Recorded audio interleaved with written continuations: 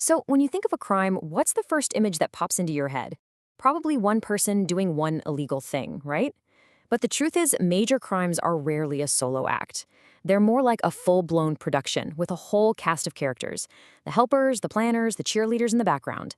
Today, we're going to dissect the law that deals with every single person who makes a crime happen, even if they never get their hands dirty. All right, let's kick things off with a scene we've all seen a million times in the movies: a bank heist. You've got your main player, the one cracking the safe for sure. But what about everyone else? The law has a very specific way of looking at their part in the whole thing, and it brings up a really fundamental question about guilt. I mean, this is the classic question, isn't it? The driver never set foot in the bank, never threatened anyone, never touched a dime. But without that car waiting outside, the whole plan completely falls apart. So how in the world does the law figure out how guilty they are compared to the person who was actually inside? Let's get into it. And the law totally gets this. It makes a clear distinction. You have the principal offender, that's the person actually doing the dirty work. And then you have what you could call the support crew. These are the folks who help out before, during, or even after the crime goes down. And for each of those moments, the law has a different label and a totally different set of rules. This timeline is absolutely crucial. If you help someone before or during the crime, like helping them plan it or acting as a lookout, you're in the legal territory of abetting. But if you swoop in to help after the crime is already over, like hiding the person from the police, that's a whole different thing called harboring. For this explainer, we're focusing squarely on abetting. Okay, now we're going to dig into a really critical legal distinction. And I know it might seem like we're just splitting hairs here with words, but trust me, understanding this one difference is the key to this whole concept of abatement. So let me ask you this. If you abet your friend, have you committed a crime? The answer here might actually surprise you because the law is incredibly specific. I mean, really specific about what it chooses to punish.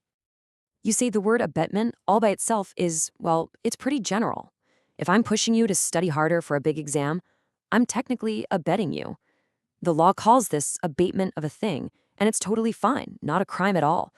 The law only gets involved when your encouragement is aimed at an offense, a specific illegal act that's written down in the law books. So, here's the bottom line. When we talk about the crime of abatement, this is exactly what we mean. It's not just being a cheerleader in someone's corner. It's the very specific act of helping someone commit an actual, legally defined crime. And this is the kind of abatement that can land you in some really serious hot water. Okay, so we know what criminal abatement is. We get it. But how does a person actually do it? Well, the law breaks it down into 3 very distinct paths a person can take to officially become an abetter. And here they are: instigation, conspiracy, and intentional aid. You can think of these as the 3 main recipes for becoming legally involved in a crime. So let's walk through each one and see exactly how it works. First up, instigation. This is probably the one that most of us think of when we hear the word abetment. It's all about goading someone, right? Pushing them, encouraging them to finally cross that line. It's this idea that your words, just words, can actually become a kind of weapon. Now, the law gets even more granular here.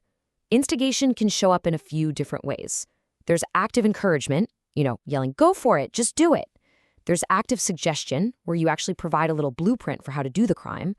And then there's this last one, which is fascinating: active approval, which is basically just cheering on the act while it's being considered. Now, to really get a grip on that last point, active approval, we have to look at a really powerful and frankly chilling example from legal history. This one phrase, "Sati Mataki Jai," which means glory to Mother Sati, ended up at the absolute center of a huge legal debate. You see, the historical practice of sati involved a widow burning herself on her husband's funeral pyre. And as the woman was being led to the pyre, crowds would often chant this slogan. The courts looked at this and said, wait a minute, this isn't just some religious chant. This is an act of active approval. They saw it as encouraging suicide, and because of that, it was ruled a form of criminal instigation. What a stark example of how supportive words can become a crime. And here's another thing. Instigation doesn't have to be just one single phrase. It can be a whole pattern of behavior over time.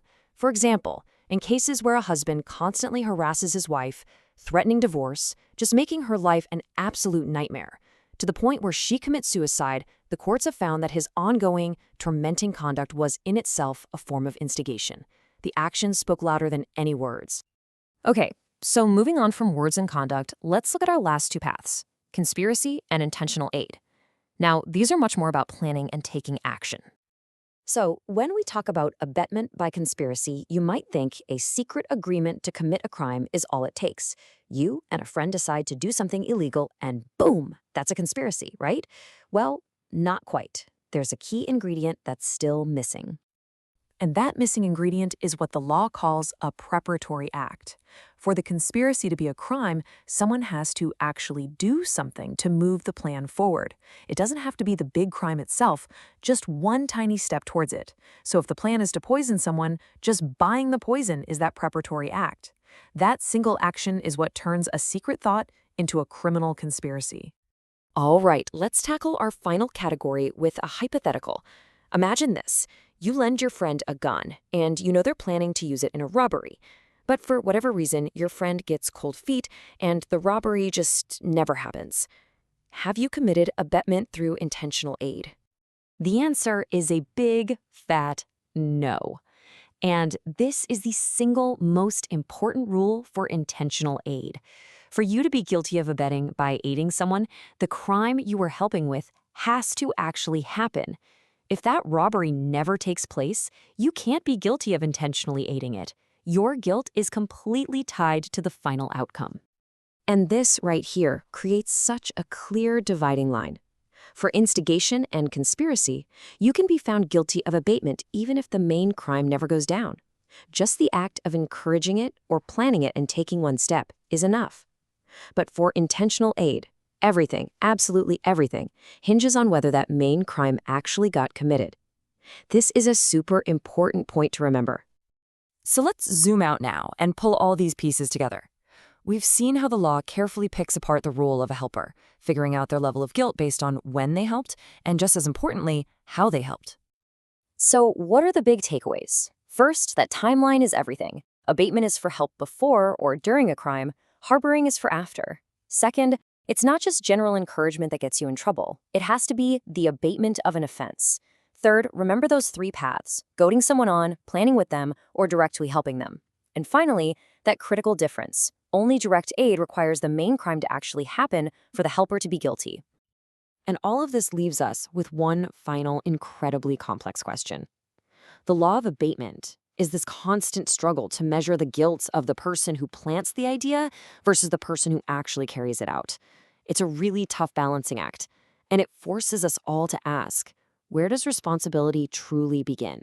And where does it end?